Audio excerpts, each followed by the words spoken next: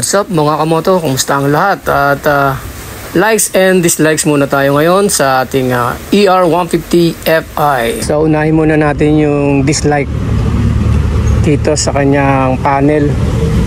Guys, switch ko lang yung susi. Tingnan nyo guys Ayan, nakita nyo yung logo doon ng ABS or ABS or anti-lock brake system. Yun, medyo nabudol tayo ng Motorstar doon display lang pala, wala siyang ABS brake. So ang pangalawa nating dislike dito ay itong sa side stand. So in-expect ko, syempre pag mga brand new, lalo ngayong mga 2025, na-expect ko na yung side stand niya ay nakakonect doon sa kill switch, yung hindi ka makakatakbo kapag naka side stand yun.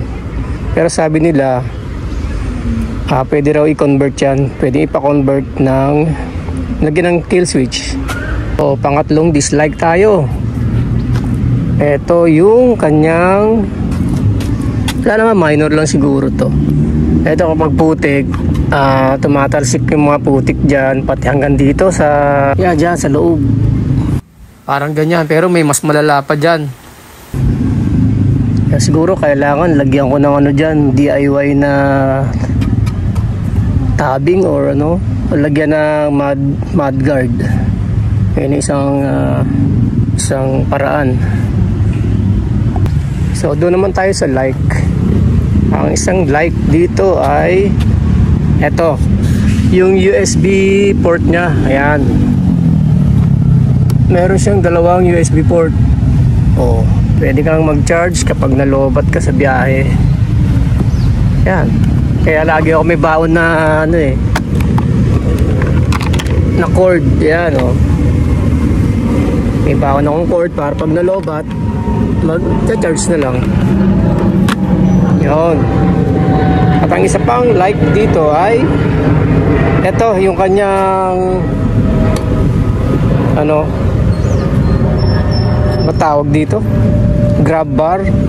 Meron na siyang naka-install na naka-ready na para sa top box. Yan, diba ang forma? Parang pinaka-suporta na din dito sa rear light niya, kasi parang komplikado. Yan pag nasagi siya, basag Kaya tamang-tama lang yung dito yung grabber na to. Parang suporta siya dito sa ilaw. Yan ang isang nagustuhan ko. Saka maganda yung niya, upuan. Yan ang isa sa like ko pala. Malambot. Yan.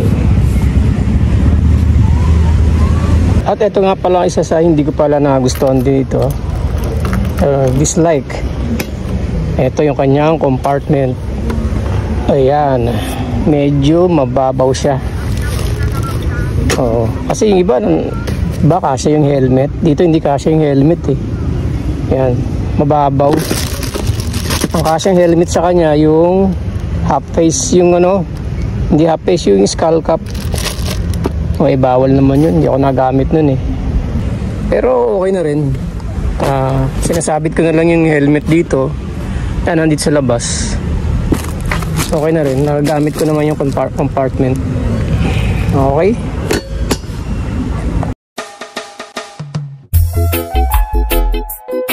So for the meantime mga kamoto, yun na lang muna ang ating dislikes and likes sa motor na to, ang ER150 Fi. Yan, i-update ko na lang ulit kayo sa mga susunod nating video. Check the mic and make sure it sound right, boys.